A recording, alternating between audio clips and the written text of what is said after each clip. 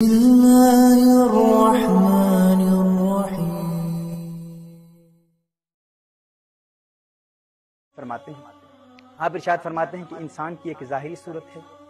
ایک باطنی صورت ہے۔ انسان جب گناہوں کا ارتکاب کرتا ہے تو انسان کے گناہوں کے ارتکاب کی بنیاد پر ان گناہوں کا اثر براہ راست انسان کی باطنی صورت پر مرتب ہوتا ہے۔ امام غزالی رحمۃ اللہ تعالی علیہ فرماتے ہیں کہ جو شخص گناہوں کا ارتکاب کرتا ہے، مثال کے طور پر اگر کوئی شخص شہوت پرستی میں مبتلا ہو، ہمیشہ اپنی شہوت کی تکمیل کے لیے جدوجہد کرتا رہے، ہمیشہ نفسانی خواہشات کا تقاضا پورا کرنے کے لیے، نفس کی تسکین کے لیے شہوت پرستی میں مبتلا رہے، ایسے شخص کی باطنی صورت تبدیل ہو جاتی ہے۔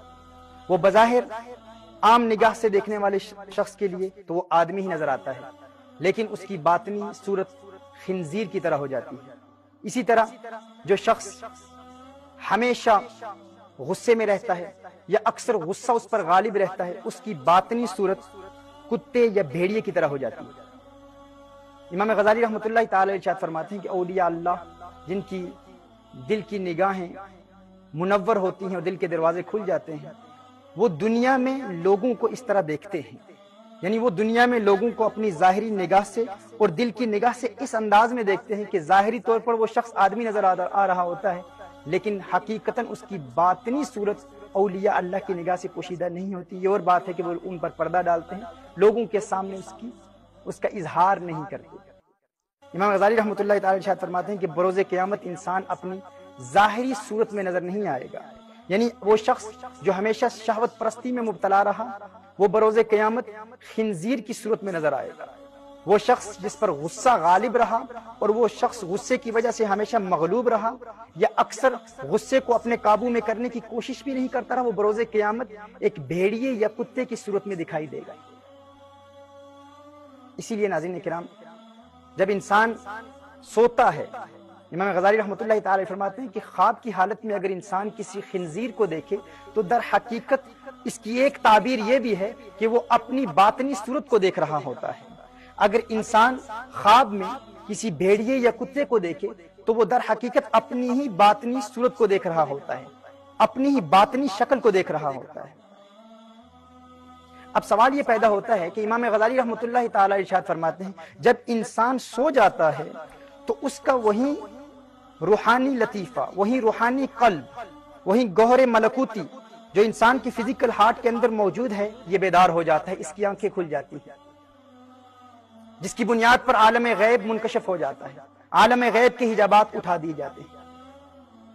اب اس پر اعتراض یہ وارد ہوتا ہے کہ ہم نے تو یہ پڑھا ہے کہ جب انسان کے دل کے 7 دروازے بند ہو جاتے ہیں، انسان کے خیالات بھی پاک ہو جاتے ہیں، انسان کا قلب بھی پاک ہو جاتا ہے اور انسان کی روح کی بھی پاکیزگی انسان حاصل کر لیتا ہے، اس کے بعد انسان کا روحانی قلب بیدار ہوتا ہے۔ لیکن اگر ایک شخص گنہگار ہے، گناہوں کا ارتکاب کر رہا ہے اور دل کے 7 دروازے بھی کھلے ہوئے ہیں، اب جب وہ شخص سوتا ہے تو اس کی خواب میں اس کا روحانی قلب کیسے بیدار ہو سکتا ہے جبکہ اس کے دل کے دروازے کھلے ہیں؟ ناظرین کرام، اس کی وجہ یہ ہے جب انسان سو رہا ہوتا ہے، خواب کی حالت میں ہوتا ہے، نیند میں ہوتا ہے، تو اس وقت انسان کے دل کے 7 دروازے بند ہو چکے ہوتے ہیں، یعنی ارادتاً انسان حالت نیند میں آنکھوں سے گناہ کا ارتکاب نہیں کرتا۔ جب انسان سو رہا ہوتا ہے تو اس کی آنکھ کے دروازے بند ہوتے ہیں۔ جب انسان سو رہا ہوتا ہے تو ارادتاً زبان سے گناہ کا ارتکاب نہیں کرتا، اگرچہ برے خیالات کی وجہ سے، ناپاک خیالات کی وجہ سے، خیالات کے تحکم کی وجہ سے اگر سونے کی حالت میں بھی انسان کی زبان سے گناہ کا ارتکاب ہو جائے، کچھ لوگ سو رہے ہوتے ہیں اور ان کی زبان سے گالیاں نکل رہی ہوتی ہیں،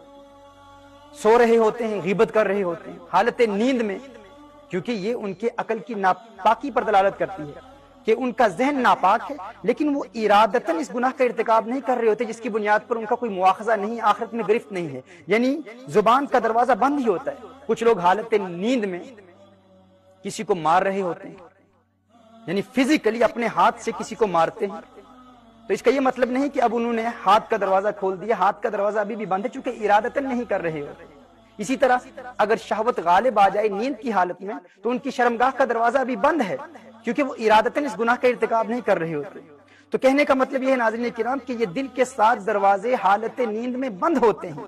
جب دل کے 7 دروازے بند ہو جاتے ہیں حالت نیند میں، اگر انسان 3-4 گھنٹے کے لیے بھی سوتا ہے، جب دل کے یہ 7 دروازے بند ہو جاتے ہیں تو انسان کا روحانی قلب بیدار ہو جاتا ہے اور انسان کے لیے عالم غیب کے دروازے کھول دیے جاتے ہیں۔ اسی کے متعلق امام غزالی رحمۃ اللہ تعالی ارشاد فرماتے ہیں کہ انسان بظاہر تو اپنے بستر پر موجود ہے، لیکن در حقیقت ایک بہت دور دنیا میں چلا جاتا ہے اور عالم غیب کے نظارے کر رہا ہوتا ہے۔ وہ فرماتے ہیں کہ ایک زبردست راز ہے جس کا سمجھنا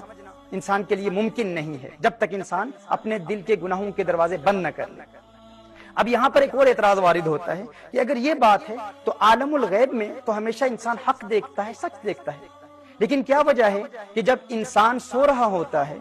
تو ہر شخص کو سچی خواب نظر نہیں آتی، جھوٹ بھی نظر آتا ہے، غلط باتیں بھی نظر آتی ہیں، گناہ بھی نظر آتے ہیں۔ اس کی بنیاد کیا ہے؟ اگر انسان کے قلب کا دروازہ یا انسان کا وہ روحانی ربانی لطیفہ بیدار ہو چکا ہے تو انسان کو غلط چیزیں کیوں نظر آتی ہیں، گناہ کیوں نظر آتے ہیں، جھوٹی خواب انسان کیوں دیکھتا ہے؟ اس کی وجہ کیا ہے ناظرین اکرام؟ اس کی وجہ یہ ہے کہ انسان کے دل کے 7 دروازے تو بند ہو چکے ہوتے ہیں لیکن خیالات کے دروازے بھی کھلے ہوتے ہیں۔ جن خیالات پر ہم نے کل کلام کیا، حاجز، خاطر، حدیث نفس، ہم، عزم، خیالات، برے خیالات کے دروازے ابھی بھی کھلے ہیں۔ اگرچہ انسان کے لیے اس کے دل کے 7 دروازے بند ہیں لیکن برے خیالات کے دروازے ابھی بھی کھلے ہیں۔ اب جب انسان کا وہ روحانی ربانی لطیفہ، وہ دل، وہ انسان کا قلب روحانی جو انسان کے فزیکل دل کے اندر موجود ہے، اب جب وہ آنکھ کھولتا ہے تو انسان کو غیب نظر آتا ہے۔ جب انسان کو غیب نظر آتا ہے اور وہ ملکوتی گوہر جب انسان کو عالم الغیب دکھاتا ہے تو اچانک انسان کے برے خیالات آ کر اس پر پردہ ڈال دیتے ہیں۔ اسی لیے کبھی کبھی حق نظر آتا ہے، کبھی جھوٹ نظر آتا ہے، کبھی اچھی خوابیں نظر آتی ہیں، کبھی بری خوابیں نظر آتی ہیں، اور یہی فرق پیدا کرتا ہے رحمانی اور شیطانی خواب میں۔ یعنی اگر انسان خیالات کو پاک کر لے تو پھر جو خواب میں نظر آئے گا وہ حق ہوگا، جس پر رسول آپ صلی اللہ علیہ وسلم کی ایک حدیث بھی دلالت کرتی ہے۔ حضور نے ارشاد فرمایا کہ انبیاء کے خواب جو ہیں، رسول آپ صلی اللہ علیہ وسلم ارشاد فرماتے ہیں، حدیث کا مفہوم ہے کہ انبیاء کے خواب یہ وحی ہیں اور اولیاء کے خواب ایک الہام کی صورت میں ہوتے ہیں۔ یعنی اگر انسان کے دل کے 7 دروازے بند ہوں اور خیالات بھی پاک ہوں تو جو خواب میں دیکھتا ہے وہ سچ دیکھتا ہے، وہ حقیقتاً عالم الغیب ہی ہوتا ہے۔ ناظرین کرام، یہاں ایک اور سوال پیدا ہوتا ہے کہ جب 7 دروازے بند ہو گئے اور خیالات بھی پاک ہو گئے تو انسان جو خواب میں دیکھتا ہے وہ حقیقت ہے۔ یہ جو خواب ہے، نیند، اسی کے متعلق حضور اکرم صلی اللہ علیہ وسلم نے ارشاد فرمایا، امام طبرانی نے المعجم الکبیر میں اس روایت کو نقل فرمایا، النوم اخو الموت، یہ جو نوم ہے یہ موت کا بھائی ہے۔ جس طرح کہتے ہیں موت اور نیند یہ بہن بھائی ہیں، کیونکہ نیند یہ نصف موت ہے۔ اس کی ایک توجہ یہ بھی ہے کہ جب انسان سو رہا ہوتا ہے، نیند میں ہوتا ہے، تو دل کے گناہوں کے 7 دروازے بند ہیں لیکن برے خیالات کے دروازے کھلے ہیں۔ لیکن جب انسان مر جاتا ہے، جب موت واقع ہوتی ہے تو دل کے 7 دروازے گناہوں کے بھی بند ہو جاتے ہیں اور برے خیالات کے دروازے بھی بند ہو جاتے ہیں۔ یعنی جب انسان مرتا ہے تو انسان کا روحانی قلب اس طرح بیدار ہوتا ہے کہ اس وقت جو کچھ نظر آتا ہے وہ حقیقتاً عالم الغیب ہی ہوتا ہے، حق ہوتا ہے، سچ ہوتا ہے۔ جب انسان مرتا ہے تو عالم الغیب کے دروازے انسان کے لیے کھل جاتے ہیں۔ یعنی اس وقت، موت کے وقت جب انسان عالم الغیب کو دیکھتا ہے تو اس میں کسی قسم کا شک نہیں ہوتا، اس میں کسی قسم کا شبہ نہیں ہوتا، وہ حقیقت دیکھتا ہے، حقیقتاً عالم الغیب دیکھتا ہے۔ مثال کے طور پر ناظرین کرام، ابھی ہم جب اس دنیا میں موجود ہیں، اگر ہمارے دل کے 7 دروازے بند نہیں ہیں، خیالات کے دروازے بند نہیں ہیں، برے خیالات کے دروازے بند نہیں ہیں، ہم آسمان کی طرف دیکھتے ہیں، چھت کی طرف دیکھتے ہیں، ہماری نگاہ اس چھت کو کراس نہیں کرتی، لیکن جب انسان اپنی قبر میں جاتا ہے، اگر گنہگار بھی ہے تو اس کے دل کے 7 دروازے گناہوں کے بند ہو جاتے ہیں، برے خیالات کے دروازے بند ہو جاتے ہیں۔ اب وہ قبر کی چھت کو دیکھتا ہے تو اس کی نگاہ قبر کی چھت کو چیرتی ہوئی 7 آسمانوں سے گزرتی ہوئی جنت کے نظارے کر رہی ہوتی ہے۔ جنت کی کھڑکی بھی کھل جاتی ہے، جہنم کی کھڑکی بھی کھل جاتی ہے۔ کیوں؟ وہ اس لیے کہ جب انسان دل کے 7 دروازوں کو بھی بند کر لیتا ہے، اب وہ اپنے کنٹرول اور اپنے ایفرٹ سے بند نہیں کرتا، اب موت کی وجہ سے بند ہو جاتے ہیں۔ اسی لیے امام غزالی فرماتے ہیں موتو قبل ان تموتو، پر وضاحت فرماتے ہیں، ارشاد فرماتے ہیں کہ جو شخص موت سے قبل مر جائے، موت سے قبل اپنے دل کے ان ساتوں دروازوں کو بند کر لے، خیالات کے دروازوں کو بند کر لے اور روحانی بیماریوں کے دروازوں کو بند کر لے، جو شخص موت سے قبل مر جاتا ہے، موت سے قبل نفسانی خواہشات کو قتل کرتا ہے، مارتا ہے، تو اس کے دل کا وہی روحانی ربانی لطیفہ بیدار ہو جاتا ہے۔ وہ فرماتے ہیں یہ مت سمجھنا کہ فقط موت کے وقت یا فقط نیند کے وقت دل کے یہ ساتوں دروازے بند ہوتے ہیں، فرماتے ہیں بیداری کی حالت میں اور زندگی میں بھی جو ولی کامل، جو اللہ کا مقرب بندہ مجاہدوں اور ریاضتوں کی بنیاد پر دل کے ساتوں دروازوں کو بند کر لیتا ہے، اللہ عز و جل اس کے قلب کے دروازے کھول دیتا ہے اور عالم ملکوت اس کی نگاہوں کے سامنے ہوتے ہیں۔ ناظرین کرام، اسی کا ذکر خلاق کائنات نے قرآن کریم میں ارشاد فرمایا۔ سورہ سجدہ کی آیت نمبر 12 میں خلاق کائنات ارشاد فرماتا ہے کہ انسان کی جب موت واقع ہوتی ہے تو انسان جب عالم الغیب کو بروز قیامت دیکھتا ہے تو وہ کہتا ہے ابصرنا وسمعنا، ہے اللہ ہم نے دیکھ لیا، ہے اللہ ہم نے سن لیا۔ گویا کہ انسان کہہ رہا ہے خلاق کائنات ہم نے اپنے کان کے دروازے کو دنیا میں بند نہ کیا، ہم نے اپنی آنکھ کے گناہوں کے دروازے کو دنیا میں بند نہ کیا، لیکن اب ہماری آنکھ کا دروازہ بھی کھل گیا، اب ہمارے کان کا دروازہ بھی کھل گیا، مولا اب ہمیں دنیا میں واپس بھیج دے، فارجعنا نعمل صالحا انا موقنون۔ خلاق کائنات ایک مرتبہ پھر دنیا میں ہمیں واپس بھیج دے تاکہ ہم جد و جہد کریں، محنت کریں، مجاہدوں اور ریاضتوں سے گزریں اور اپنے دل کے دروازوں کو کھولیں، آنکھ کے دروازے گناہ کے کو بند کریں اور کان کے گناہ کے دروازے کو بند کرنے میں کامیاب ہو جائیں تاکہ ہمارے دل کا دروازہ کھل جائے۔ اور اسی کا ذکر سورہ قاف کی آیت نمبر 22 میں خلاق کائنات نے کیا۔ خلاق کائنات ارشاد فرماتا ہے کہ اس وقت کہا جائے گا لقد كنت في غفلة من هذا، تم ان تمام عالم غیب کے امور سے غافل تھے، فکشفنا عنك غطاءك فبصرك اليوم حديد۔ ہے انسان تو ان تمام امور سے غافل تھا اور ہم نے اس چادر کو فکشفنا عنك غطاءك، ان حجابات کو تیرے لیے آج اٹھا دیا، فبصرك اليوم حديد، آج تو تیری نگاہ بڑی تیزی سے دیکھ رہی ہے، آج تو تیری نگاہ بہت تیز ہو چکی ہے۔ ناظرین کرام، اسی کا ذکر خلاق کائنات نے بار بار قرآن کریم میں افمن شرح اللہ صدرہ للاسلام علی نور من ربہ،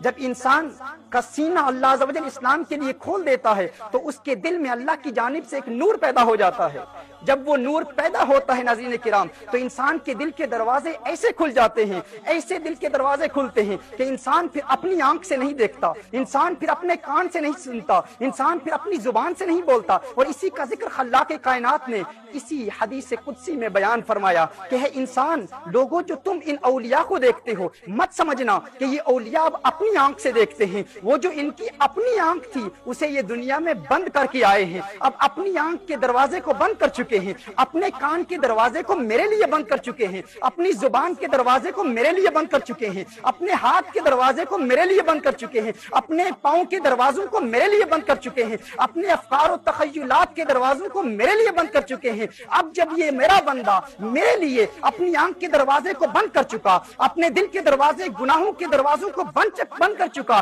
اب کنت سمعہ الذی یسمع بہ، اب میں اس کے کان بن جاتا ہوں جس سے وہ سنتا ہے، اب میں اس کی آنکھ بن جاتا ہوں جس سے وہ دیکھتا ہے، اب میں اس کے ہاتھ بن جاتا ہوں جس سے یہ تصرف کرتا ہے، اب میں اس کے پاؤں بن جاتا ہوں جس سے یہ چلتا ہے۔ رب ارشاد فرماتا ہے کہ اب وہ اپنی نگاہوں سے نہیں دیکھتا، اب وہ جہاں دیکھنا چاہے دیکھ سکتا ہے، جس جہاں کا نظارہ کرنا چاہے نظارہ کر سکتا ہے، جہاں تک اپنی آواز پہنچانا چاہے آواز پہنچا سکتا ہے، جس جہاں کی بات سننا چاہے سن سکتا ہے، جہاں پہنچنا چاہے پہنچ سکتا ہے، جہاں دیکھنا چاہے دیکھ سکتا ہے، جہاں اپنے ہاتھ پہنچانا چاہے پہنچا سکتا ہے۔ فرمایا اس کو اللہ عز و جل ایسے تصرفات دے دیتا ہے، ایسی قوت دے دیتا ہے، ایسی طاقت دے دیتا ہے، ایسے روحانی تصرفات کا نزول اس بندے پر ہوتا ہے کہ جب وہ اپنے ہاتھ سے اشارہ کرے تو ان پرمتوں کی رفعتوں پر کپ کپی تاری ہو جاتی ہے۔ باروں خاکی اندروں آتش جس دے حالوں خستوں، یہ ایک نعرہ کرن محمد ڈھین پہاڑ شکستوں۔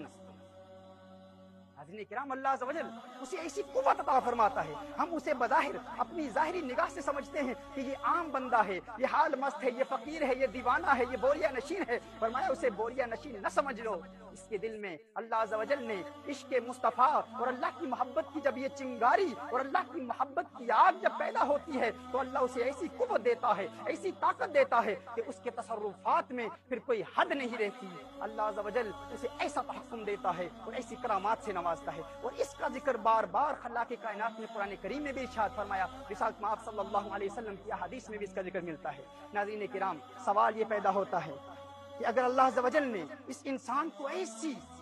قوتوں سے نوازا، ایسے روحانی تصرفات سے نوازا، تو آخر کیا وجہ ہے؟ کیا وجہ ہے کہ ہم توبہ کے ابتدائی مراحل بھی طے نہیں کر پاتے؟ شیخ سعدی رحمت اللہ تعالی علیہ اپنے نفس سے خطاب فرماتے ہوئے ارشاد فرماتے ہیں، 40 سال عمر عزیزت گزشت، 40 سال عمر عزیزت گزشت، مزاجے تو ازحال طفلی نگشت۔ یہ ان کی عاجزی ہے۔ شیخ سعدی سرجادی فرماتے ہیں، اپنے نفس سے خطاب فرماتے ہیں کہ تیری زندگی کے 40 سال بیت گئے، 40 سال تو گناہوں کا ارتکاب کرتا رہا ہے نفس، 40 سال گزر گئے لیکن ابھی تک تیرے نفس کا بچپنا نہیں گیا، ابھی تک بچپنے کی عادتیں نہیں گئی۔ جس طرح ایک چھوٹا سا بچہ جب کوئی سویٹ ملتی ہے تو کھا لیتا ہے، کھاتا ہے، جو سامنے موجود ہوتا ہے اسے کھا لیتا ہے، جو نظر آتا ہے اسے دیکھتا ہی رہتا ہے۔ کل جدید لذیذ، ہر نئی چیز کو دیکھتا ہے، بار بار دیکھتا ہے، جسے ہاتھ لگانے کا من کرتا ہے، جی چاہتا ہے ہاتھ لگاتا ہے، کسی چیز سے اجتناب نہیں کرتا۔ شیخ سعدی فرماتے ہیں 40 سال بیت گئے، 40 سال تو نے برباد کر دیے، ابھی بھی تیرا نفس ہے، نفس ابھی بھی تیری تسلی نہیں ہوئی، اب بھی تو قابو میں نہیں آتا۔ اور یہ ان اولیاء کاملین کی عاجزی ہے، یہ ان کی انکساری ہے۔ شیخ سعدی کا مقام یہ تو وہ تواضع، انکساری اور فروتنی میں یہ کہہ رہے ہیں۔